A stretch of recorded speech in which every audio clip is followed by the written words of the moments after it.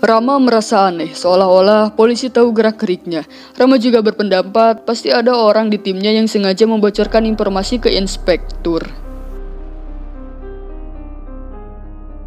Malam pun tiba. Saat Rama akan menelepon Sudakar, ternyata ia tak memiliki pulsa. Lalu Rama pun meminjam HP Anu. Rama pun terkejut karena melihat ada chat masuk dari inspektur. Dan ternyata Anulah selama ini yang ngecepuin Rama. Rama pun sangat kecewa kepada Anu. Ternyata Anu melakukan hal itu karena sempat diancam oleh inspektur dan pengacara yang akan membunuh Rama. Jadi sebab itulah Anu ngecepuin Rama. Tetapi Rama tetap tak mau mendengarkan alasan Anu. కూల్గా థింక్ చేయరామ్ You're trying to kill justice. And you've already killed a good lawyer and said you want to. Lalu keesokannya, saat sidang sedang dilaksanakan, Rama pun malah melamun dan kepikiran omongannya Anu. Lalu, Rama pun menyampaikan argumen yang kurang kuat sehingga argumennya pun berhasil dikalahkan oleh pihak dari inspektur. Karena kekurangannya bukti, Rama pun meminta kepada ketua hakim untuk memberikannya waktu supaya bisa mendapatkan bukti yang kuat. Ketua hakim pun menyetujuinya dan memberikan waktu beberapa hari untuk Rama mencari bukti. I request you to give me some time. నేను సాక్ష్యాన్ని తీసుకొస్తాను. Okay. The next hearing will be on 17th of this month. Saat selesai sidang, Inspektur Bupati menghampiri Pasu dan ibunya untuk terus mengintimidasinya. Tetapi sekarang Pasu dan ibunya sudah tidak takut dengan segala macam ancaman. Inspektur juga sempat mengatakan sesuatu kepada Rama. Ia mengatakan bahwa tidak akan ada bukti yang sah untuk membuktikan Pasu tidak bersalah. ఈ లాయర్ కొడితే లైఫ్ అంతా రీసౌండే. Lalu Rama, Pasu, dan Sudakar pun pergi ke tempat mantan inspektur kepolisian yang sempat mengurus kasus Pasu. Ternyata inspektur itu sekarang telah menjadi pelatih bola. Ia bernama Baskar. Rama mengorek semua informasi dari Baskar. Baskar mengatakan bahwa saat ia menggantikan posisi bupati, ada seorang penelepon yang mana ia mengaku bahwa temannya lah yang bernama Suri, pelaku pembunuhan taksi itu. Mendengar penjelasan dari Baskar, mereka pun segera mencari keberadaan Suri. Saat Suri sudah ditemukan, Rama harus melawan teman-temannya Suri terlebih dahulu.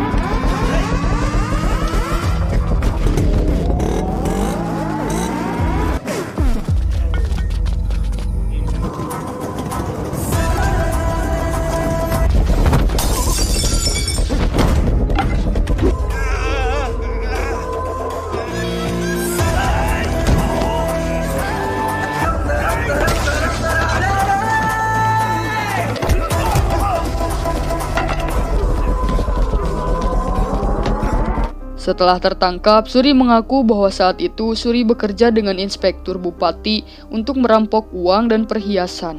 Kemudian, hasilnya dibagi dua dengan inspektur. Ada ya polisi model gini? Astagfirullah. Inspektur bupati menyarankan bahwa Suri harus merampok supir taksi agar lebih mudah. Kemudian, Suri pun memesan taksi Arapin. Ketika itu, Suri sedang di bawah pengaruh minuman beralkohol.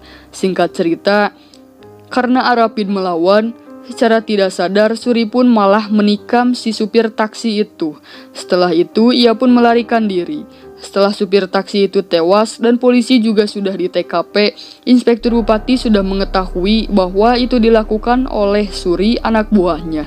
Dan jikalau anak buahnya ditangkap, pasti kelakuan buruk inspektur akan terungkap. Sebab itulah inspektur mengkambing hitamkan Pasu. 6 bulan kemudian, Suri mendatangi kepolisian yang saat itu sedang dipimpin oleh Inspektur Baskar. Karena Inspektur Bupati sedang cuti, Suri pun mengaku semua perbuatannya ke Inspektur Baskar. Tetapi Suri malah dibawa ke Inspektur Bupati. Dan di sana, Suri dan temannya disiksa oleh anak buah Bupati. Bupati juga memasukkan Suri dan temannya ke dalam rumah sakit jiwa, supaya jika Suri tertangkap, ia tidak bisa dijadikan saksi karena hakim menolak kesaksian dari mantan pasien RSJ. Mendengar hal itu, Rama pun sadar bahwa ia tak bisa menjadikan Suri sebagai barang bukti. Cerdik sih, tapi jahat. Saat Rama sudah pulang, ia dikirimi video pembunuhan itu oleh Anu. Tapi yang aneh adalah pelaku yang keluar dari mobil itu bukanlah Suri, tapi orang lain yang memakai motor. Rama berspekulasi, setelah Suri menikam supir taksi itu, kemungkinan supir taksi itu masih hidup. Lalu pria bermotor itu masuk ke dalam mobil taksi dan membunuh si supir taksi itu. Berarti pembunuh sebenarnya bukanlah Suri, melainkan si pengendara motor. Dia juga yang menabrak Pasu dan mengejar Harsa. Tapi Rama masih belum mengetahui siapa dia sebenarnya. Setelah Rama baikan dengan Anu, mereka pun pergi ke showroom motor untuk menanyakan jenis motor yang ada di dalam video dan meminta daftar nama pembeli beserta alamatnya, berharap bisa mengarahkan ke si pembunuh sebenarnya. We got details. Okay. Chala thanks ra. Hey Sudha. Singkat cerita, mereka pun mendapatkan 150 nama. Setelah diseleksi dan didatangi ke rumahnya, mereka pun menemukan satu nama yang diduga si pembunuh itu, yang bernama Venka Tarmana. Rama dan temannya pun langsung OTW ke rumah Venka. Ternyata Venka telah meninggal 1 tahun yang lalu karena sering mabuk-mabukan. Dengan menyamar sebagai orang asuransi, Rama pun meminta nomor teleponnya Venka kepada istrinya. Setelah dapat, Rama pun kembali mencari tahu catatan panggilan dan ternyata tepat sebelum pembunuhan itu, Venka sempat menelepon salah satu nomor yang diduga adalah dalang pelaku pembunuhan yang asli. Emang cerdas sih si Rama nih. Rama menyuruh Pasu menelepon nomor tersebut dengan mengatakan bahwa ia telah menemukan bukti pembunuhan tersebut. Jika bukti itu tak ingin bocor, ia harus datang ke pasar Muzamzahi besok jam 11 malam dan harus membawa uang 1 Korea rupiah. 1 Korea rupiah itu kalau dirupiahin kurang lebih 2 miliaran lah. Lalu si pelaku menutup teleponnya. Saat waktu perencanaan telah tiba, Rama merekrut beberapa orang untuk membantunya menangkap si pelaku tepat setelah transaksi selesai.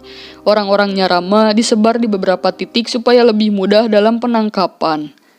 Lalu datanglah orang yang berpakaian serba hitam yang duduk di samping Pasu. Ia meminta memory card dan menyerahkan setumpuk uang yang sudah disepakati. Lalu Pasu pun memberikan sebuah koper ke orang tersebut. Kemudian orang tersebut pergi. Saat Rama akan menangkapnya, ternyata orang itu membawa teman-temannya dengan pakaian yang sama persis. Itu bertujuan supaya Rama kebingungan dan tidak bisa mencarinya. Tetapi kotak tersebut sudah ditanam GPS dan Rama masih bisa melihat pergerakan orang tersebut.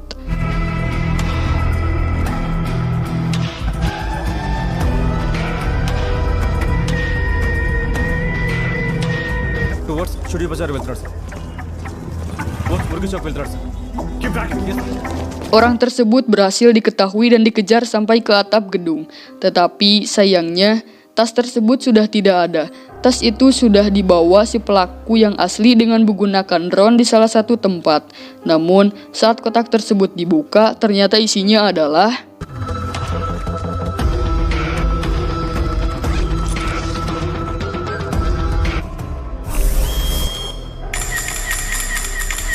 ya, pelaku yang aslinya pun berhasil diketahui dan ditangkap.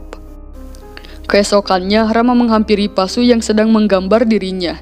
Pasu sangat berterima kasih kepada Rama. Pasu menanyakan 2 hal. Pertanyaan pertama untuk memintanya bantuan dan yang kedua adalah keraguan. Pasu ingin sekali bertemu dengan keluarga supir taksi dan sangat ingin meminta maaf sekaligus memberitahu bahwa Pasu tidak bersalah. Dan yang kedua adalah ia bingung kenapa Rama bisa mendapatkan memory card, bukti kejahatan tersebut. Lalu Rama pun memberikan sebuah foto sekaligus menjawab 2 pertanyaan Pasu, yang mana foto tersebut adalah foto Rama dengan kakaknya. Ternyata supir taksi itu adalah kakak kandung Rama.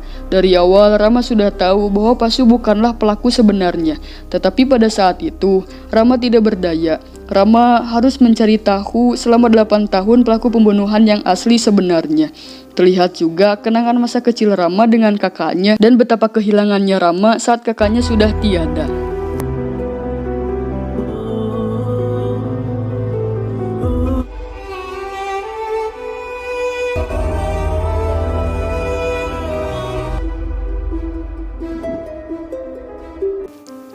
Lalu setelah Pasu bebas bersyarat, Rama pun berencana masuk ke perusahaan Rao supaya bisa mengangkat kasus itu lagi tanpa terhambat biaya. Rama juga yang memberitahu berita ke rumah Pasu tentang hukuman gratis perusahaan Rao, supaya ketika Rama masuk ke perusahaan Rao, Rama bisa langsung mengangkat kasus itu kembali.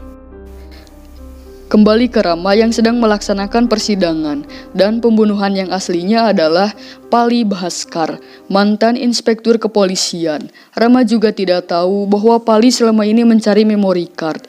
Meskipun Pali bekerja sebagai polisi, ia kerap mengambil uang dari politisi, pengusaha, dan pembunuh bayaran. Pali juga kerap membunuh orang yang menghalangi bisnisnya dan melenyapkannya. Dan soal mayat yang akan dibakar di scene awal, itu juga Pali yang membunuhnya. Jadi gini ya cerita sebenarnya.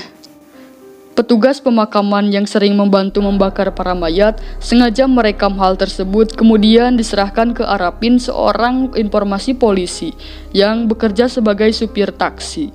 Saat Arapin pergi, Pali menyuruh Venkatarmana untuk mengikuti Arafin dan mengambil memori tersebut. Tak lama kemudian, Suri yang berniat merampok pun masuk ke dalam mobil Arapin dan menikamnya. Setelah Suri pergi, datanglah Venkatarmana yang masuk ke mobil Arapin untuk mencari memori. Karena tak ditemukan, Pali pun menyuruh Penka untuk membunuh Arapin, yang kebetulan masih hidup pada saat itu. Di saat yang bersamaan, penjaga pemakaman juga berhasil dibunuh oleh Pali. Lalu Rama pun memberikan memori itu ke hakim sebagai barang bukti. Lalu hakim pun melihat video tersebut dan menyatakan bahwa Pali lah yang bersalah. Ia dijatuhi hukuman mati, sementara inspektur bupati dan pengacara Parha diberhentikan dari pekerjaannya. Sementara itu, Pasu yang sudah dipenjara 8 tahun pun dinyatakan tak bersalah, tanpa dikasih cicis kerugian sedikit pun. Duit. చిన్న పిమ్మట వాలి భాస్కర్ని దోషిగా పరిగణిస్తూ అతన్ని నిర్దోషిగా విడుదల చేయడమైనది. Film diakhiri dengan Rama yang menyampaikan kata-kata yang cukup bagus, yaitu orang bilang tidak salah menggunakan cara merugikan untuk menegakkan kebenaran, tetapi menjunjung tinggi kebenaran menggunakan cara yang sah adalah kewarganegarawan sejati. Pesan yang kita bisa ambil dari film ini adalah jangan macam-macam kepada Hotman Paris.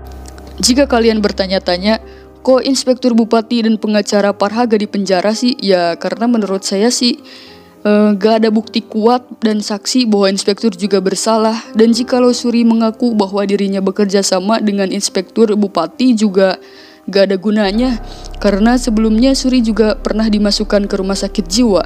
Jadi jika Suri berkata jujur pun bakalan gak didengar oleh ketua hakim, begitulah kira-kira. Dan kenapa inspektur Pali Bhaskar juga gak nemuin kartu memori itu, ya karena Arapin menyembunyikannya di tempat rahasia yang hanya bisa diketahui oleh Arapin dan adiknya Rama, yaitu di dalam kunci mobil. Oke, segitu saja mungkin dari saya. Jikalau ada scene yang terlewat atau pembahasan yang gak sesuai, saya minta maaf. Mungkin sekian dari saya. Assalamualaikum.